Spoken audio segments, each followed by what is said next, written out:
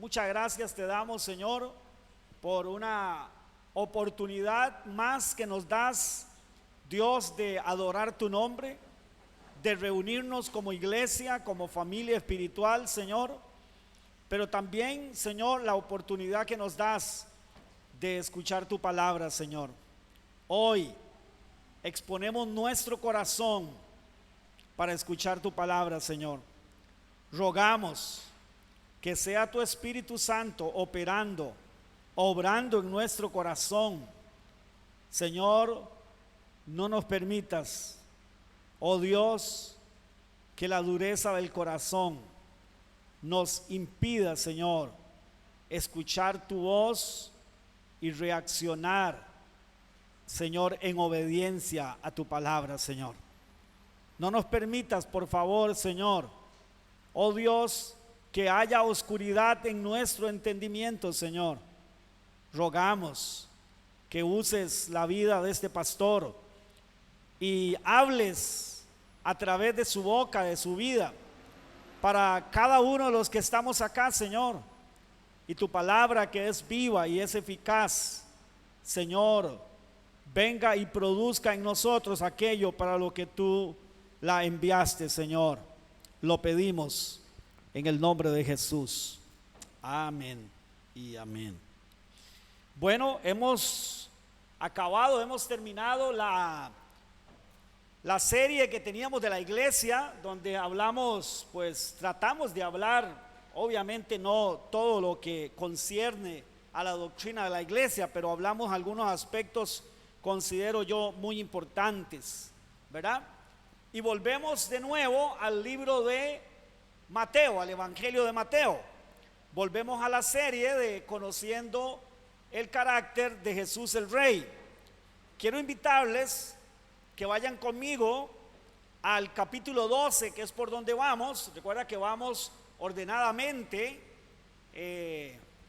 al menos tratando de sacar la mayoría de las enseñanzas, por lo menos las principales, no diría las más importantes porque todas son igual de importantes, pero al menos las principales, las que tal vez son más evidentes en el Evangelio.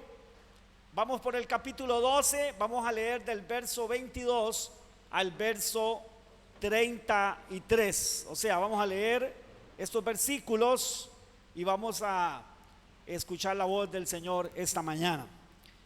Dice la palabra del Señor: entonces fue traído a él un endemoniado, que estaba como, para los que estamos leyendo, ¿en qué condición estaba? Ciego y mudo. ¿Y qué hizo Jesús? Y le sanó, de tal manera que el ciego y mudo veía y hablaba. ¿Cómo se evidenció la sanidad de este hombre que estaba endemoniado?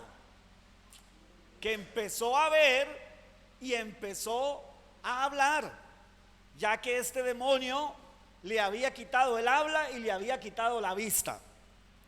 Solo hago un pequeño paréntesis. No podemos partir de la premisa de que toda persona muda o ciega es porque está endemoniada. Y digo esto porque esto ha sido una doctrina que se ha difundido mucho en la iglesia cristiana. Si una persona está enferma es porque eso es un demonio y empiezan a echarle el demonio de tal o de cual afuera. Bueno, dice el verso 23: y toda la gente, ¿cómo estaba la gente? Atónita, y decía: ¿será este el hijo de David? ¿Será este el hijo de David? Más, o al otro lado estaban ¿quiénes?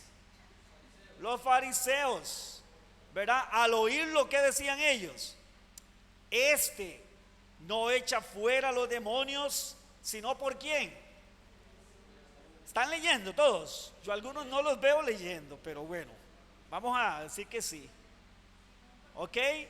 Dice: este no echa fuera los demonios, sino por Belcebú, príncipe de los demonios. Sabiendo Jesús los pensamientos de ellos, les dijo: todo reino dividido contra sí mismo es asolado, y toda ciudad o casa dividida contra sí mismo no prevalecerá. Y si Satanás echa fuera a Satanás, contra sí mismo está dividido. ¿Cómo pues permanecerá su reino? Y si yo echo fuera los demonios por Belzebú, a ver, ¿por quiénes los echan vuestros hijos? Por tanto, ellos serán vuestros jueces. Pero si yo, por el Espíritu de Dios, echo fuera los demonios, ciertamente ha llegado a vosotros el reino de los cielos. Porque ¿cómo puede alguno entrar en la casa del hombre fuerte y saquear sus bienes si primero no le ata? Y entonces podrá saquear su casa. El que no es conmigo, contra mí es, y el que conmigo no recoge, desparrama. Por tanto, os digo, todo pecado y blasfemia será perdonado a los hombres, mas la blasfemia contra el Espíritu Santo no le será perdonada. A cualquiera que dijere alguna palabra contra el Hijo del Hombre le será perdonado, pero al que hable contra el Espíritu Santo no le será perdonado, ni en este siglo ni en el venidero. O haced el árbol bueno y su fruto bueno, o haced el árbol malo y su fruto malo, porque por el fruto se conoce el árbol. Tenemos aquí, mis queridos hermanos, en esta historia, en esta narrativa, tenemos el momento cuando le fue traído a Jesús un hombre que estaba como. Primero es porque estaba endemoniado, y luego ese demonio le había quitado el habla y le había quitado la vista, ¿sí? Lo trajeron a Jesús y Jesús vino y lo sanó. ¿Sabe lo que eso significa? Le echó afuera el demonio, quitado el mal. ¿Cómo dice el dicho? ¿Cómo reza el dicho? Quitado el perro, quitado la rabia, quitado el demonio, en este caso, quitadas las enfermedades. Porque, como ya expliqué, no se puede hacer de una excepción la regla. Esta no es la excepción, esta es la regla. En este caso es que ese demonio le había producido esas enfermedades a este hombre. Jesús le echa, cuando dice le sanó, fue que le echó fuera el demonio, y por lo tanto la sanidad fue total. El hombre recobró la vista y el hombre pudo recobrar el habla, pudo hablar, pudo de nuevo volver a ver, ¿sí? Cuando la gente vio esto, dice que la gente se maravilló de tal manera que, oiga, empezaron a decir: ¿no será este el hijo de David? ¿Sabe que si nosotros no entendemos el contexto de esto, y cómo, y el hijo de David, y por qué el hijo de David? Bueno, es que las profecías mesiánicas decían que el Mesías, el Salvador de Israel, nacería de la casa de David. Entonces ellos empiezan a considerar, por lo que están viendo, por la magnitud de lo que están viendo, que si no sería que este sería el hijo de David, que si no sería que ya el Mesías es este. La multitud está maravillada. Hay una gran maravilla, o sea, un montón de gente está maravillada. Hay una gran algarabía, hay una gran expectativa alrededor de esto que está pasando. Pero están estos señores aquí, fariseos, saduceos, aquí al lado, o ahí entre la gente. Y Jesús, que por el Espíritu Santo tenía un discernimiento que podía leer los pensamientos, ve que esta gente está diciendo en su corazón, en su mente: no, esta gente es que no conoce la ley. Esta gente es maldita porque no conoce la ley. No lo dice aquí, lo dice en otro momento. Ellos decían eso: este pueblo es maldito porque este pueblo no conoce la ley. O sea, este pueblo es fácil de engañar, pero a nosotros no nos engaña. Ahí están los espirituales, supuestamente. Ahí están los espirituales, los que discernían todo. Y ellos dicen: no, esto no es obra de Dios, esto es obra de Belcebú. Belcebú es el que está usando a este hombre. Es interesante que entendamos, aunque en el contexto se sobreentiende, y Jesús así lo hace ver, que Belcebú, de quien estaban hablando, ¿de quién era? ¿De quién era? De Satanás, del príncipe de los demonios. Pero es interesante entender un poquito el trasfondo de esta palabra, Belcebú. La palabra Belcebú viene de Baal-Zebú, o en arameo Beelzebú, y resulta ser que este era un dios cananeo, un dios pagano.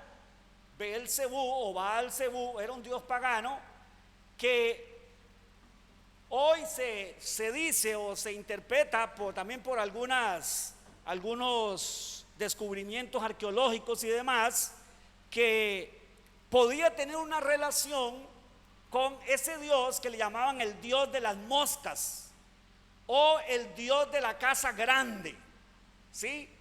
Pero aunque tuviera una connotación ligada a ese dios pagano de Canaán, lo cierto es que en el contexto se puede ver que a quien se estaban refiriendo realmente era a Satanás. Ahora, lo que ellos están diciendo no es simplemente que Belcebú o a Satanás use de alguna manera o le haya dado algún poder a Jesús. Lo que ellos están queriendo decir es que Belcebú está dentro de Jesús. En otras palabras, este hombre está poseído por el diablo, y el poder del diablo es el que está haciendo esto. Vean, mis queridos hermanos, hasta dónde llegó la dureza del corazón de estas personas. Vean hasta dónde puede llegar la dureza del corazón humano. Está Dios obrando, está Dios haciendo maravillas, milagros extraordinarios, cosas que el pueblo veía que era Dios haciendo estas cosas, al punto que dicen: ha venido muy posiblemente el Mesías para que esto suceda. ¿Sí? No era común.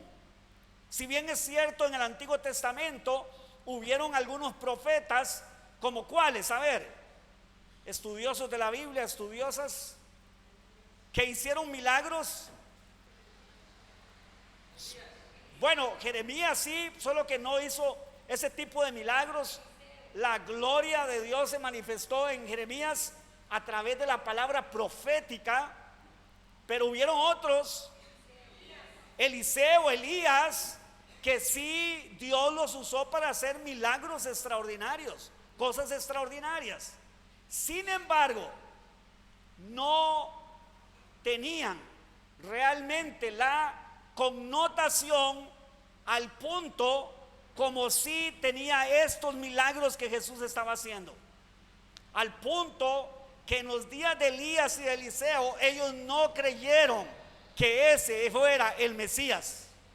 Pero ahora sí, ahora el pueblo sí cree que posiblemente este era el Mesías. Vea el grado, hermanos, de cómo la gente se vio impactada por el poder de Dios. ¿Sí?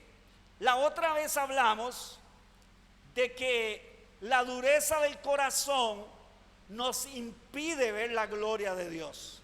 ¿Se acuerdan? Hablamos que la dureza del corazón nos impide ver la gloria de Dios. Esta mañana vamos a hablar el tema que la dureza del corazón no solo nos impide ver la gloria de Dios, sino que la dureza del corazón escuche hermano y hermana, es creciente.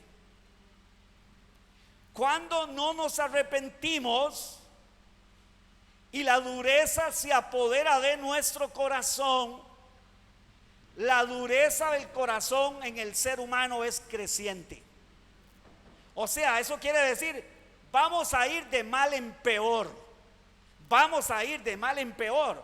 Ahora, pastor, ¿de dónde saca usted esto? ¿O dónde dice esto aquí en este texto? Déjeme decirle que podemos deducirlo del texto bíblico y del contexto bíblico. Lo podemos deducir, porque déjeme decirle que esto que le está pasando a los fariseos y a los saduceos, que empezaron haciendo oposición a Jesús, pero bajo la excusa de que era que Jesús estaba violando la ley, ¿sí o no? Bueno, es que no podemos reconocer a este hombre, no podemos aceptarlo, porque este hombre está violando nuestra ley. Bueno, hasta ahí parecía ser que pudiera ser, que parecía como que ellos tenían buenas intenciones, defender la ley de Dios. Pero conforme pasa el tiempo y ellos no se arrepienten y no permiten que la luz de Cristo les alumbre el entendimiento, y permiten que la dureza siga apoderándose del corazón de ellos, vea hasta dónde los ha llevado.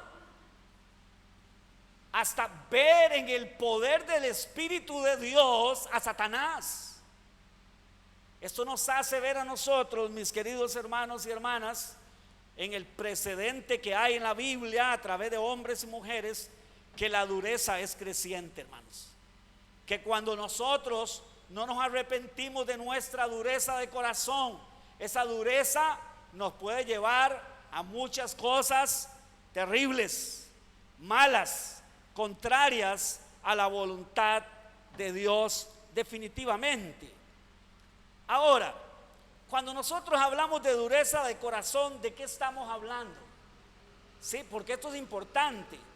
Cuando estamos hablando de dureza del corazón, mire, yo le voy a decir una definición que, si bien es cierto, no quiere decir que esta es la definición única, ni mucho menos. Pero para que tengamos una idea, yo le voy a decir una definición de lo que es la dureza del corazón. Es el estado del corazón, escuche bien, que rechaza someterse a Dios y a su voluntad. ¿Qué es la dureza del corazón? Cuando hay en el corazón, en este caso del creyente, vamos a ver, del creyente, porque déjeme decirle que alguien podría pensar que este asunto de la dureza del corazón, esto es para aquella gente que está allá afuera, para la gente que no conoce al Señor. Pero déjeme decirle que no, mi amado hermano y mi hermana, en esta mañana, déjeme decirle, esto es algo que nos puede pasar a cualquiera de nosotros. Tal vez no llegar al punto de la blasfemia, pero sí vamos a ver otras cosas que pueden suceder en nuestra vida, que nos pueden ir alejando del plan de Dios, del propósito de Dios. Entonces, ¿qué es la dureza del corazón? Es el estado del corazón, o sea, una condición del corazón que rechaza, que repele, que rechaza someterse a Dios y a su voluntad. Y escuche bien, es, aplicándolo un poco mejor, es saber que estoy haciendo, que no estoy haciendo lo que Dios quiere que yo haga y sea, y escuche, y aún así no importarme lo que Dios piense. La dureza del corazón, hermanos, es saber que yo no estoy haciendo la voluntad de Dios, que yo no estoy viviendo conforme al plan de Dios. ¿Y sabe qué, mi amado hermano y mi hermana? Y no inmutarme. Eso es la dureza del corazón. Y la dureza del corazón es creciente, lamentablemente. Es creciente.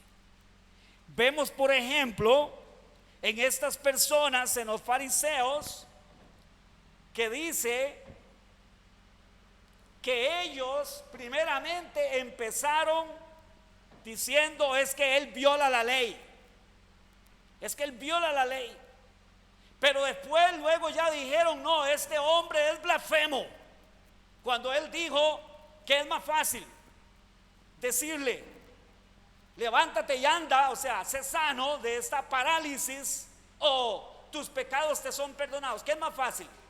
Bueno, para que sepan que el Hijo del Hombre tiene potestad de perdonar pecados, a ti te digo, toma ese lecho, levántate y anda y vete con ese lecho. O sea, si yo no soy Dios y no tengo la potestad de perdonar pecados, y esto es una blasfemia, este hombre no se va a levantar. Pero si este hombre se levanta de ahí, es porque yo soy el Hijo de Dios y tengo potestad de perdonar pecados. Y usted y yo conocemos la historia. Y Jesús le dijo, tus pecados te son perdonados. Y luego le dijo, ahora toma tu lecho y anda. Si una cosa no era de Dios, la otra no podía darse. Estaba sujeta a la primera. Así es que, mire, y entonces ya ellos dijeron, no, este hombre es un blasfemo. Ya el asunto va creciendo, la dureza va creciendo, la ceguera va creciendo. Pero luego, ahora ven el poder de Dios y ¿qué dicen inmediatamente en su mente, en su corazón? No, esto es del diablo que está actuando en este hombre. Este hombre está poseído por el diablo. Este hombre es un instrumento, este hombre es casa del diablo, este hombre está poseído por el diablo. Esto es el poder del diablo. Esto no es el poder de Dios. Este es el poder del diablo. Y mis queridos hermanos y hermanas, vea lo que Jesús dijo. Vea qué serio. Él dijo lo siguiente: por tanto os digo, todo pecado y blasfemia será perdonado a los hombres, mas la blasfemia contra el Espíritu Santo no le será perdonada. A cualquiera que dijere alguna palabra contra el Hijo del Hombre. O sea, ellos estaban diciendo muchas cosas contra Jesús, contra el Salvador. Pero Jesús dijo, mire, todavía eso les puede ser perdonados, obviamente si se arrepienten. Pero el que hable contra el Espíritu Santo no le será perdonado ni en este siglo, o sea, ni en esta vida terrenal, ni en la vida eterna, ni en el mundo venidero. Ahora, mis queridos hermanos, ellos han pasado de una oposición camuflada a una oposición y a una rebelión descarada. ¿Sí? ¿Cómo escuchó Jesús el corazón de ellos? Ya dije, Jesús era usado por el Espíritu Santo y tenía un discernimiento completo, absoluto. Como Dios, donde operaba el Espíritu Santo, él podía leer el pensamiento de todos los hombres y de todas las mujeres. Ahora, ¿qué es lo que Jesús está queriendo decir con esto? Bueno, podría pensar alguien y decir, bueno, pero es que de ahí, así como ellos se equivocaron, alguien se podría equivocar. Alguien se podría equivocar y pensar que era el poder del diablo, ¿verdad? Y no ser el poder del diablo y ser el poder de Dios. ¿Cuál es el punto? O sea, ¿por qué el pecado contra Jesús puede ser perdonado si se arrepiente, pero el pecado contra el Espíritu Santo no puede ser perdonado? ¿Por qué? ¿Qué es eso tan extraño? Mire, yo quiero que usted vaya conmigo a San Juan capítulo 16, versículo 18. San Juan 16, 18. Jesús está hablando con sus discípulos y Jesús les está diciendo que el Espíritu Santo va a venir en lugar suyo y que a ellos les conviene que Él se vaya, que Jesús se vaya al cielo. A ellos les conviene, porque Jesús está en una condición humana hasta cierto punto limitada, y el momento de estar en esta tierra no es para hacer lo que sí el Espíritu Santo va a venir a hacer. O sea, Eso quiere decir que Jesús nos anticipó y les anticipó a ellos que el Espíritu Santo tendría un lugar preeminente, un lugar muy importante en la obra del reino de los cielos en esta tierra para con los pecadores. Vea lo que dice San Juan capítulo 16, verso 18. Y cuando Él venga, ¿quién es Él? El Espíritu Santo. ¿Qué hará? Número 1, convencerá al mundo de pecado. Número 2,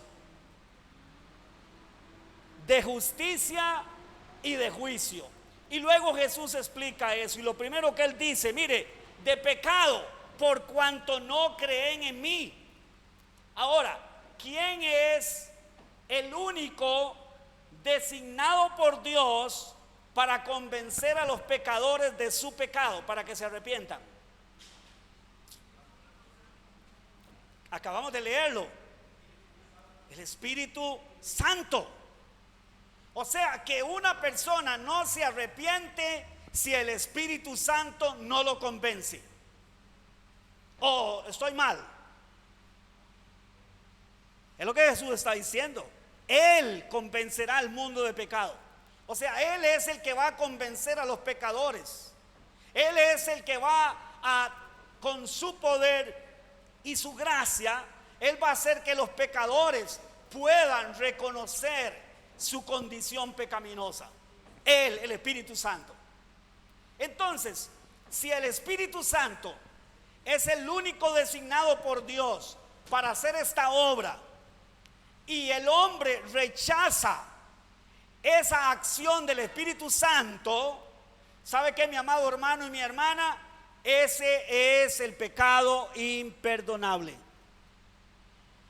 La blasfemia contra el Espíritu Santo, a más de decir algo en contra del Espíritu Santo, es rechazar la obra que Él ha venido a hacer.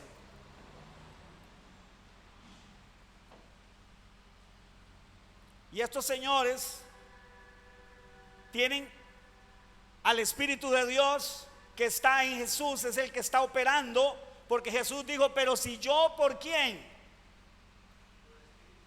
Si por el Espíritu de Dios echo fuera los demonios, ¿qué eso es lo que implicaba o qué significaba eso? Que el reino de los cielos había llegado.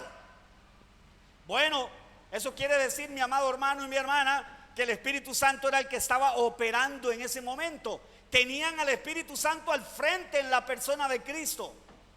Lo tenían obrando. ¿Para qué estaba haciendo el Espíritu Santo eso que estaba haciendo? ¿Sabe para qué? Para convencer el corazón de ellos para que se arrepintieran. Para que se arrepintieran y se convirtieran a Cristo y reconocieran que Él era el Salvador, que Él era el único que podía sacarlos del estado de muerte espiritual y eterna en que estaban. Y ahí está el Espíritu Santo operando, obrando a través de la persona de Cristo, y ellos, en lugar de ver al Espíritu de Dios, ven a Satanás. Qué triste, hermano. Qué triste es cuando la maldad del hombre no le permite ver al único que lo puede convencer de pecado, hermanos. Qué horrible, qué espantoso. Qué expectación de fuego, dice Pablo, queda. Qué expectación de fuego. Porque lo único de ahí en adelante que le espera al ser humano es la eternidad sin Dios. Es el lago de azufre y fuego.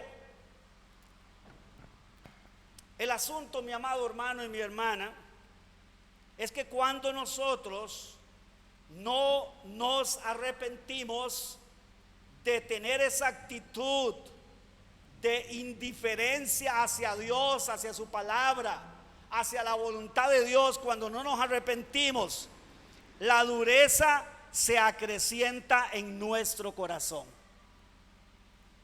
y va a producir algunas cosas en nosotros. Ejemplo, puede contaminar a otros. Oiga cómo la dureza del corazón es tan terrible que no solo afecta mi corazón, sino podría afectar el corazón de otras personas.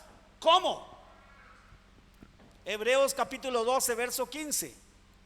Vea lo que el autor, el Espíritu Santo, dice al traer del autor de Hebreos. Dice: mirad bien, oiga la advertencia, oiga, mirad bien, no sea que alguno deje de alcanzar la gracia de Dios. Oiga, dice, que brotando alguna raíz de ¿qué? De amargura. ¿Haga qué? ¿Qué hace la raíz de amargura? Os estorbe. Y escuche, y por ella muchos sean contaminados. ¿Sabe lo que eso quiere decir? Que cuando nosotros permitimos que la dureza del corazón, hermanos, se apodere de nosotros, déjeme decirle que cuando una persona se endurece en su corazón, es imposible que no contamine a otros. ¿Sabe qué es lo más posible que va a pasar? Va a contaminar a otras personas. ¿Cómo? Con lo que habla, con lo que hace, ¿sí? Porque nosotros al final somos instrumentos en la mano de Dios, ¿sí o no? Lo que nosotros hacemos por el poder de Dios afecta a otros, en el buen sentido de la palabra. Ministra a otros, claro que sí. Si usted y yo conocemos a una persona de fe, esa persona de fe, esa fe que Dios opera en esa persona, eso que Dios hace, afecta nuestra vida, o sea, impacta nuestra vida, ¿sí o no? Nos anima, nos motiva, nos hace ver, ¿verdad? O sea, qué bueno, yo quisiera ser así, una persona de fe como esa persona. Pero cuando una persona, hermanos, está endurecida en su corazón, déjeme decirle, lo que va a dejar de salir de su corazón, ¿qué es? Dureza, hermanos, dureza. Y eso también contamina, eso también afecta a otros, ¿sí? Eso también afecta a otros. Ahora, ¿por qué? ¿Cómo es esto? Alguien puede decir, pero déjenme a mí, yo soy yo, y ustedes son ustedes, y usted es usted, y usted haga lo que usted crea que tiene que hacer, y déjenme a mí.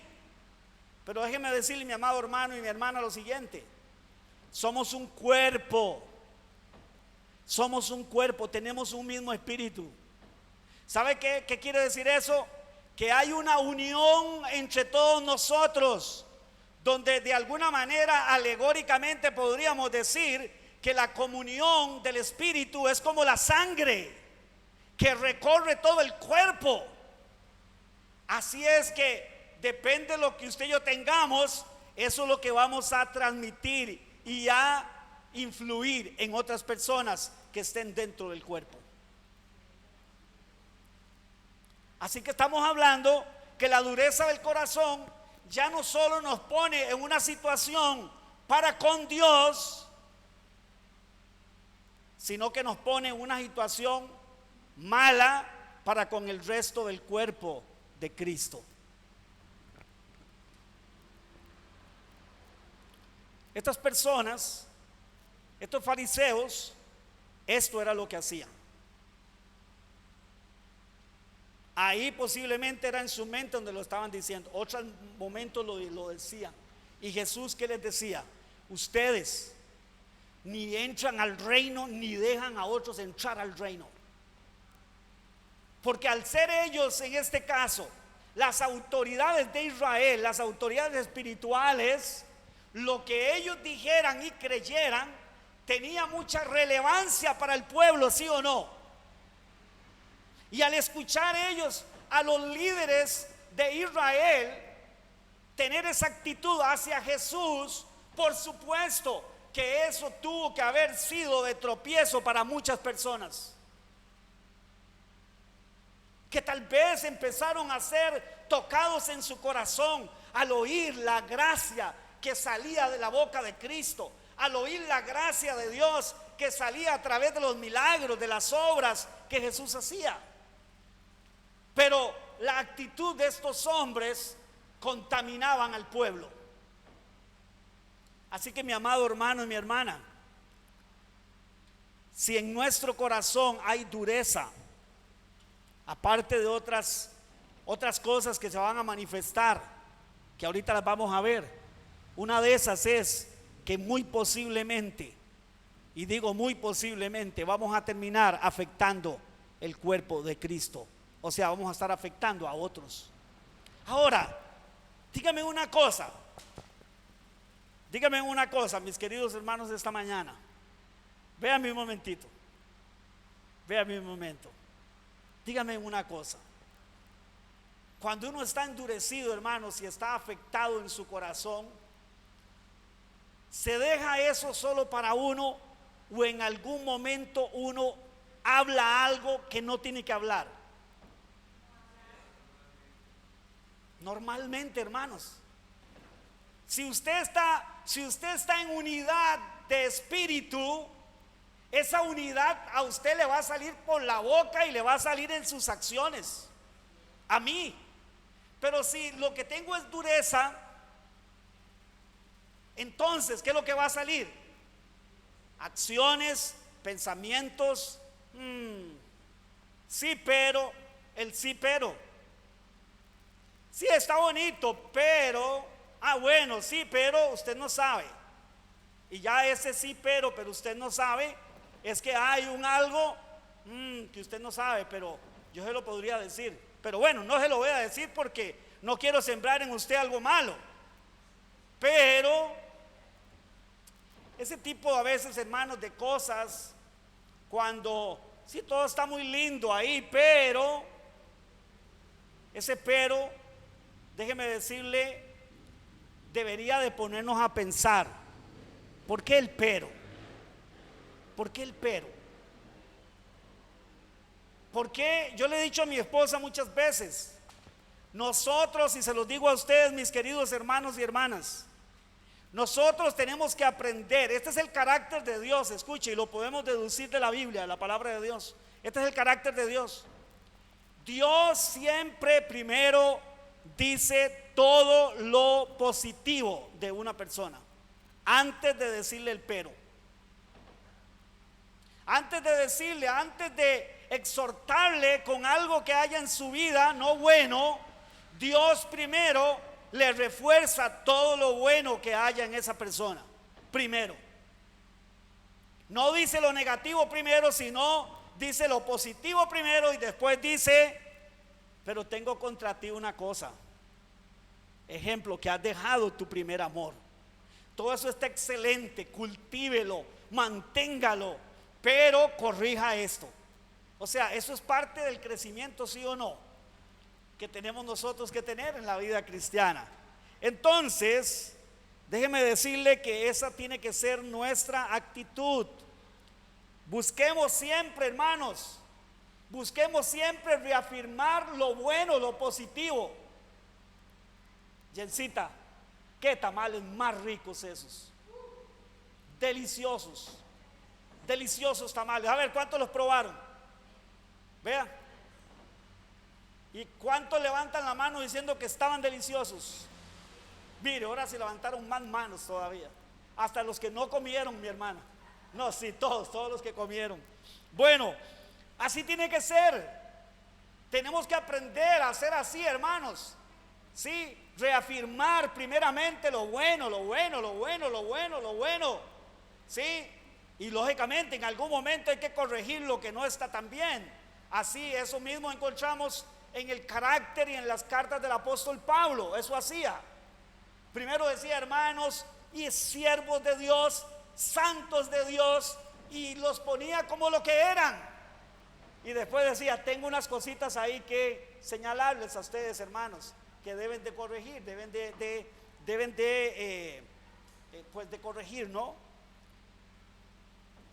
Mire, vea cómo dice la Nueva Traducción Viviente, esto que acabamos de leer en Hebreos. Vea, dice, cuídense unos a otros. ¿Qué significa cuídense unos a otros? ¿Qué significa? No, pero en un sentido práctico. estar pendientes unos a otros. Ahora, en cuanto al contexto de lo que está diciendo, ¿qué significa cuídense unos a otros? Que si vemos a un hermanito o una hermanita que se nos está como endureciendo, ¿qué es lo que deberíamos de hacer? ¿Ah? ¿Qué deberíamos de hacer? Animar, aconsejar, empujar, o sea, en el buen sentido de la palabra, ayudar, orar, preguntar, mi hermano, ¿qué le está pasando? No sé, lo veo como que va perdiendo el ritmo, ¿verdad? Eso es como los ciclistas no profesionales, ¿verdad? Salen, ¿verdad? Creí que estaba mi hermano Brian aquí, pero no, Brian no es ese, Brian es profesional. Pero hay algunos ciclistas de ciclismo recreativo que usted los ve cuando salen en su bicicleta a la casa y van con un porte, pero cuando usted ya se va a la Cuesta Brava, ya digamos hacia el Poás, ya los ve, ¿verdad? Ya que ya no echan, ¿verdad? Como que van perdiendo ya aquella elegancia, aquella fuerza y todo aquello, ¿verdad? Bueno, déjeme decirle, mi amado hermano y mi hermana, a veces en la vida cristiana suele suceder así. ¿A cuánto nos ha pasado? Que después de sentirse que va como, ¿verdad? Con una potencia, una fuerza ahí pedaleando duro, de pronto usted va sintiendo como que la fuerza se le va yendo, el ánimo se le va yendo, la expectativa se le va yendo y la mente se le va nublando. Y ya no ve tan claro, y ya ve esa cuesta más empinada, y ya ve más dura la cosa. Bueno, déjeme decirle, hermano, eso nos puede pasar a cualquiera de nosotros. Y es más, lamentablemente, esa es en muchos casos la tendencia que tenemos. Empezamos en la vida cristiana. A ver, piense cuando usted empezó en la vida cristiana, hace no sé, los años que haga o el tiempo que haga. A ver, ¿cómo era su vida cristiana? ¿Cómo caminaba usted? ¿Cómo veía las cosas del Señor? Hay que ir hasta San Isidro allá, no sé dónde, vámonos para allá. Hay que no sé cuánto, una vigilia, vamos a la vigilia. Hay ayuno de oración, vamos al ayuno de la oración. Vamos. 10 años después, hermanos, ayuno de oración. Qué duro. Vigilia. Y es necesario hacerla hasta que amanezca. ¿O no? ¿Por qué no lo hacemos hasta las 12 de la noche? Y ya sabe qué, hermanos, empezamos entonces como ese ciclista que empezó muy foforón, muy animado, muy, ¿verdad? Como, ¿verdad? O sea, y de pronto va perdiendo la fuerza. Lamentablemente, ¿sabe qué? Somos seres humanos. Tenemos el Espíritu Santo, sí o no. Él es el que nos preserva, Él es el que nos sostiene. Pero en lo que respecta a nosotros, esa es la tendencia que tenemos nosotros, hermanos. Tenemos una tendencia, ¿sabe qué? A bajar el ritmo, a permitir que algunas cosas se queden alojadas en nosotros.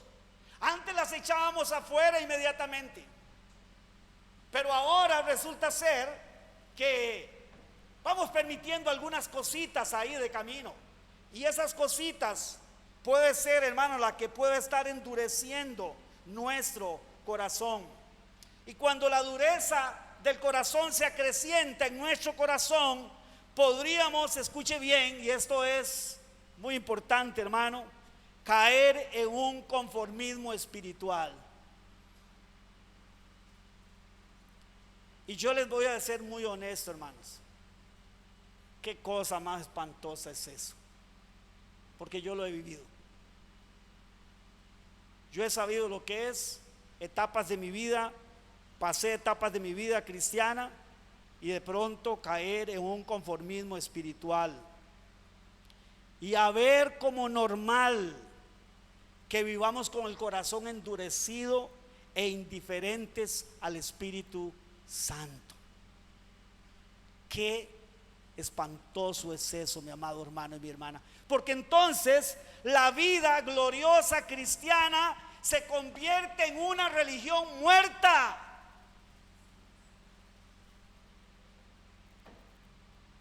Cantamos matemáticamente, matemáticamente.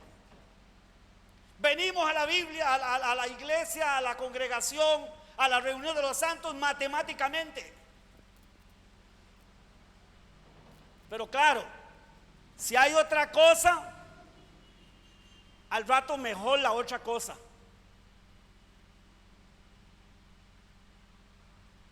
Y empezamos a vivir una vida, hermano, ¿sabe qué? De conformismo.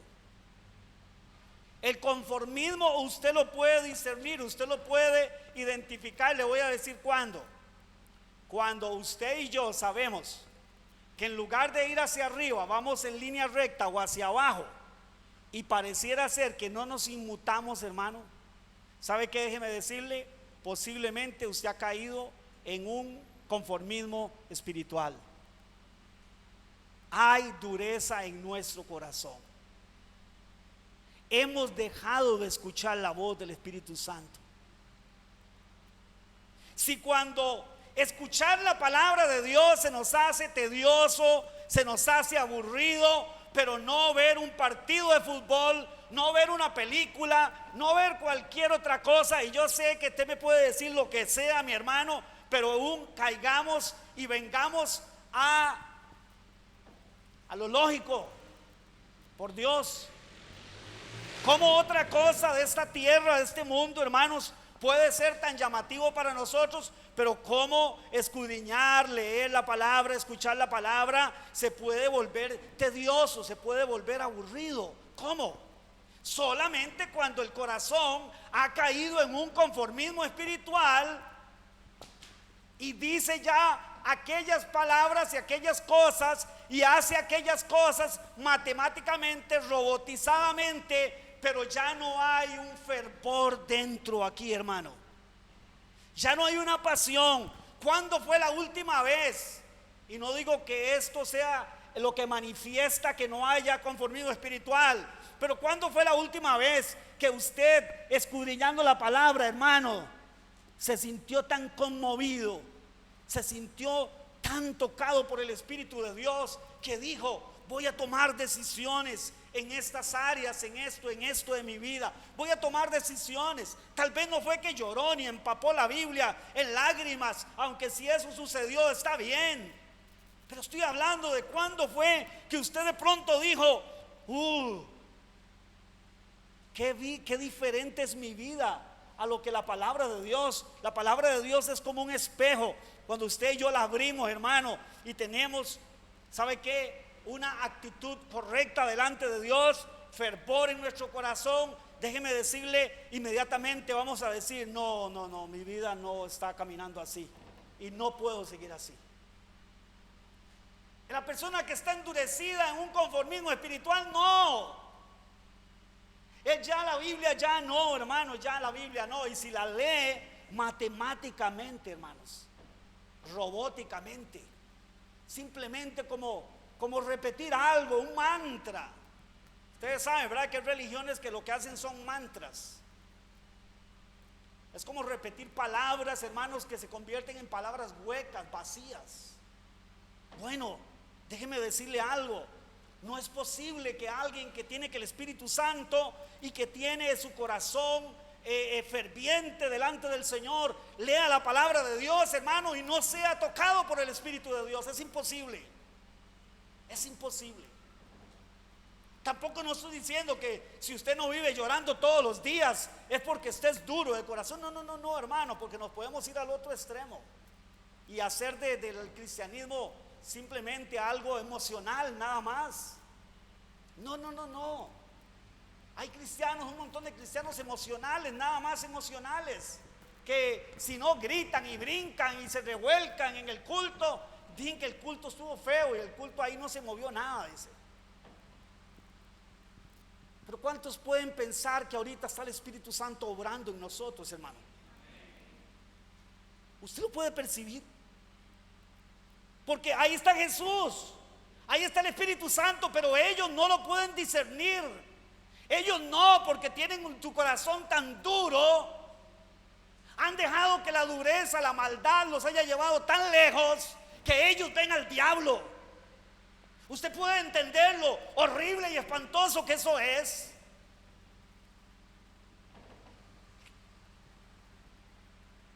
sin que aquí nadie esté hablando en lenguas o caiga al suelo, usted puede discernir que aquí está el Espíritu de Dios hablando esta mañana. ¿Está su vida siendo ministrada esta mañana, tocada por el Espíritu de Dios?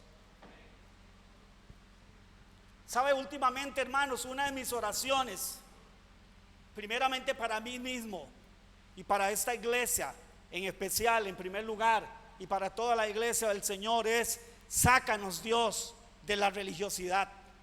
Sácanos de ese mecanismo de hacer las cosas de manera hueca, sin sentido. Sácanos de eso, porque eso es muerte, hermano, eso es muerte.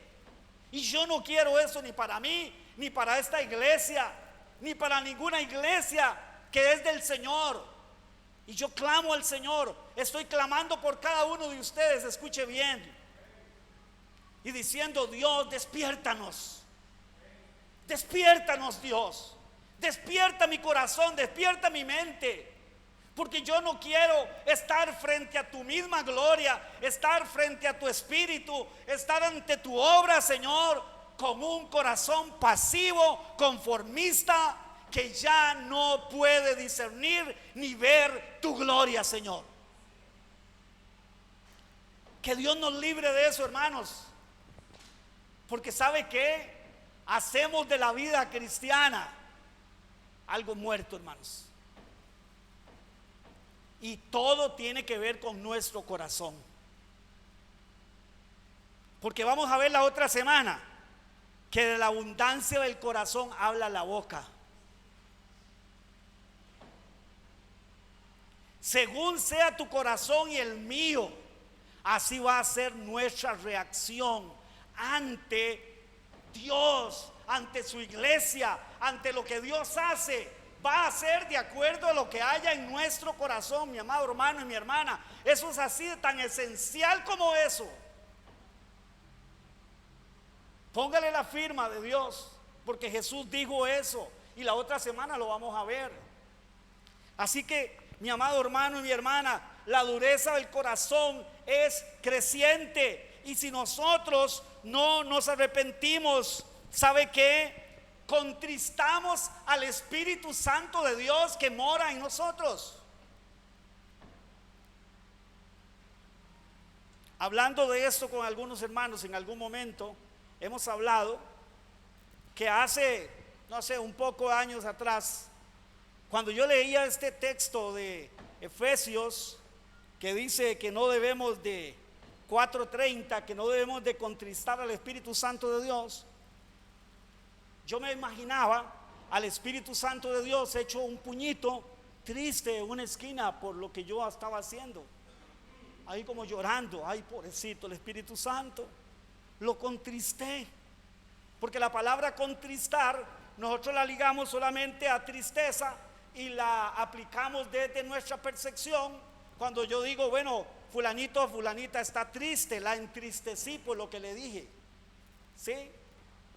Pero fíjese que en el contexto bíblico, contristar al Espíritu Santo, hermanos, no es eso. Él es Dios. Él no se entristece. ¿Sabe lo que significa entristecer al Espíritu Santo? Llevarle la contraria. Cuando nosotros nos endurecemos, empezamos a llevarle la contraria al Espíritu Santo de Dios. Porque Él es el que nos impulsa, Él es el que nos da la sabiduría, Él es el que nos dice por aquí. Pero cuando usted y yo nos endurecemos, ¿sabe qué? Le llevamos la contraria. Él está queriendo llevarnos y yo no.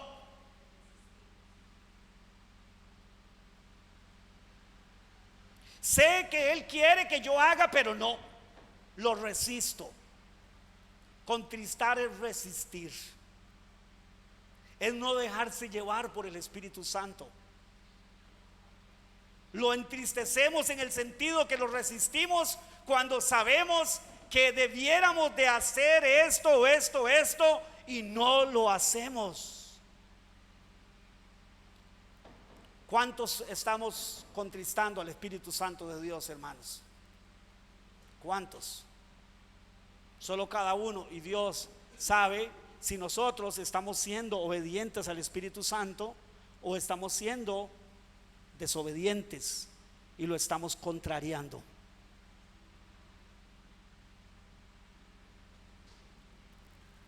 Todas estas son implicaciones que trae la dureza del corazón. ¿Qué quería hacer el Espíritu Santo con los fariseos y los saduceos y todos estos señores feos? ¿Qué quería hacer? Que ellos se arrepintieran, salvarlos quería. Que ellos entendieran que ese era el Mesías que por tantos siglos Israel había esperado, y que ahora al fin en esa generación había venido el Hijo de David, y que ahora podían tener salvación en él. Pero ¿qué es lo que están viendo ellos? A Satanás, hermanos, al príncipe de los demonios. Vea qué triste, vea qué horrible, qué espantoso. ¿Cuántas cosas sabemos nosotros que el Espíritu Santo de Dios quiere que hagamos? Bueno, cada vez que leemos la Biblia nos damos cuenta que es lo que el Espíritu Santo quiere que hagamos: que perdonemos, que seamos humildes, etcétera, etcétera, etcétera. Que reconozcamos nuestras faltas, que nos humillemos delante de Dios y nos ayudemos unos a otros. Bueno, eso es lo que el Espíritu Santo quiere. Y la pregunta es: ¿qué hago yo? ¿Qué hace usted ante esa solicitud y ante esa voluntad del Espíritu de Dios que quiere para nosotros? ¿Qué hago? Si hago lo contrario, sin tener que decir una blasfemia, lo estoy contristando, lo estoy resistiendo. Es como decirle: mire, gracias pero no gracias. ¿Se acuerdan de ese comercial? Gracias pero no gracias. Sé que esto es lo que quieres, sé que eso es algo bueno, pero fíjese que en este momento no me encuentro disponible. Tal vez con una idea después, en algún momento, Señor, espérate un momentito, o más bien espérate un tiempo, en algún momento lo haré, en algún momento te atenderé, en algún momento escucharé tu voz, en algún momento atenderé eso y entonces corregiré eso en mi vida, en algún momento. Y partimos de la idea que como Dios es amor y misericordia, entonces Dios ahí va a estar siempre esperándonos, y cuando a mí, perdonen la expresión, me dé la regalada gana arrepentirme y escucharlo y atenderle, entonces Él siempre va a estar ahí. Lamentablemente, hermanos, esa es la posición a veces de muchas personas ante el Señor Dios Todopoderoso, ante su Santísimo Espíritu. ¿Qué seríamos nosotros hoy sin el Espíritu Santo de Dios, mi hermano? Estaríamos con nuestro corazón totalmente entenebrecido, endurecido, y ¿sabe qué? No nos importaría nada Dios, no nos importaría nada su palabra, no nos importaría nada su iglesia, no nos importaría nada su reino. Estaríamos viviendo totalmente, hermanos, ajenos y contrarios a la voluntad de Dios, al conocimiento de Dios.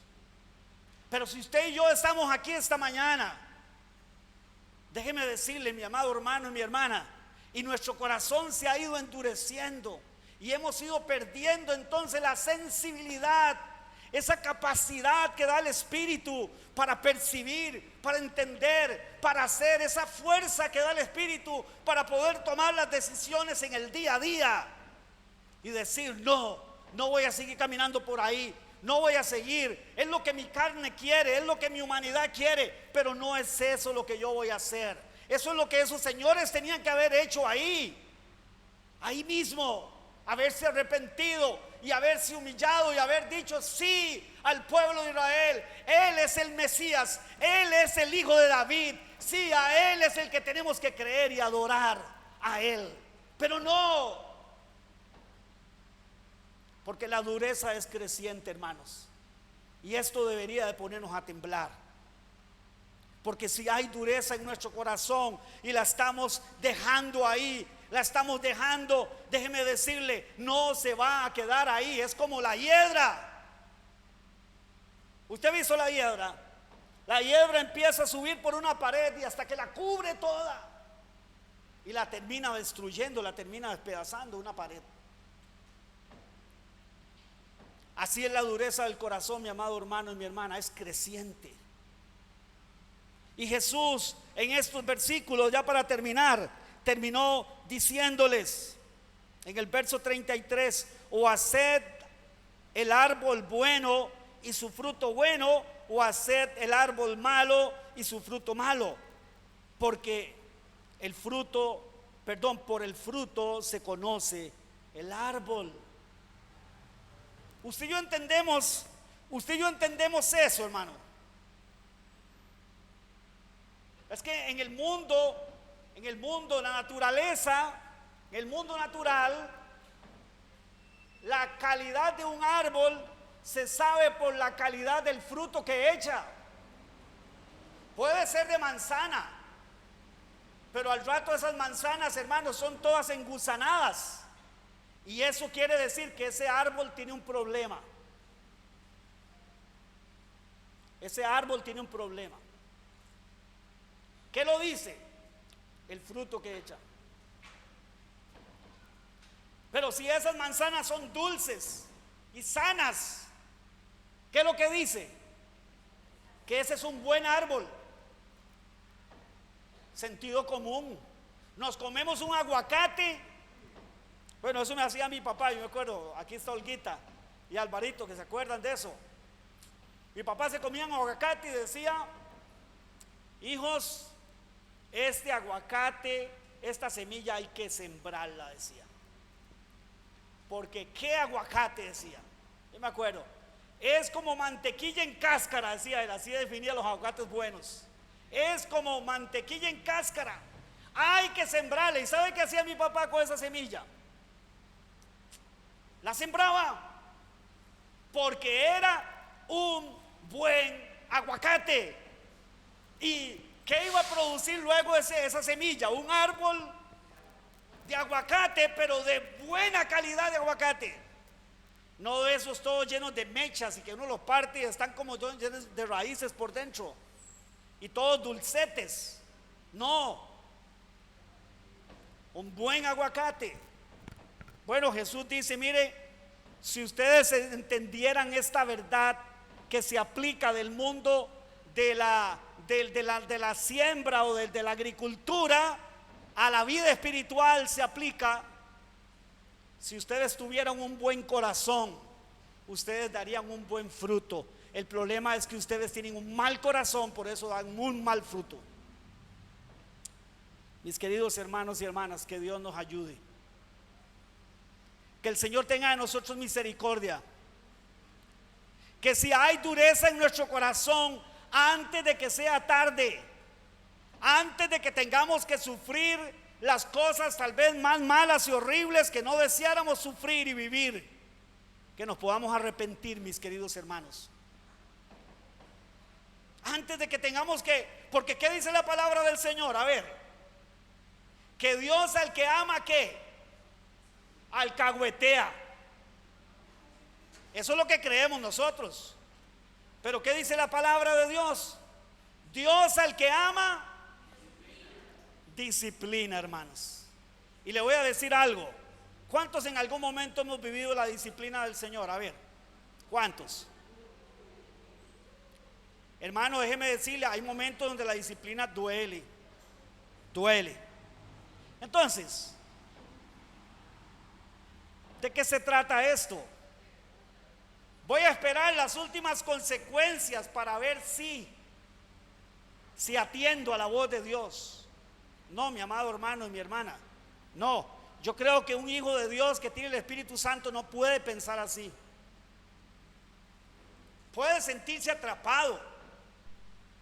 Puede sentir como que yo no puedo salir de aquí. Pero déjeme decirle algo. Para eso tenemos al Espíritu de Dios dentro de nosotros. Él es la potencia de Dios misma en operación en nuestra vida. Él es el poder absoluto de Dios para obrar y operar y sacarnos de esa muerte, de ese conformismo, para sacarnos de esa dureza espiritual, hermanos. Pero ¿qué tenemos que hacer usted y yo? ¿Quedarnos durmiendo hasta que Él haga algo? ¿O podemos y tenemos la responsabilidad nosotros de decir: voy a dar un paso y me voy a humillar delante del Señor y voy a reconocer que estoy en este estado, pero que quiero hacer la voluntad de Dios? Déjeme decirle, hermano, no importa cuál sea su caso o mi caso, si usted y yo tomamos esa decisión delante del Señor, déjeme decirle, Él es fiel y justo para perdonarnos y limpiarnos de todo pecado. Él es fiel y justo, ¿sabe qué? Para levantarnos y avivar nuestro espíritu, nuestro corazón, y que usted y yo podamos vivir una vida, hermano, de a de veras. No de emociones flotantes, hermanos, y todo ese tipo de cosas, pero sí una vida apasionada.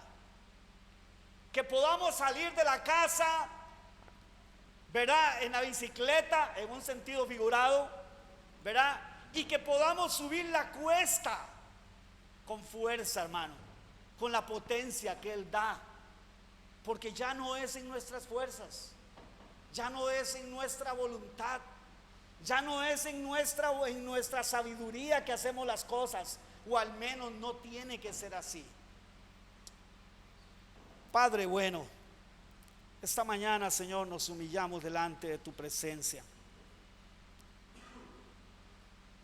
Definitivamente, Señor, por lo que podemos ver en tu palabra, Señor, solo tu Espíritu nos puede redarguir de pecado.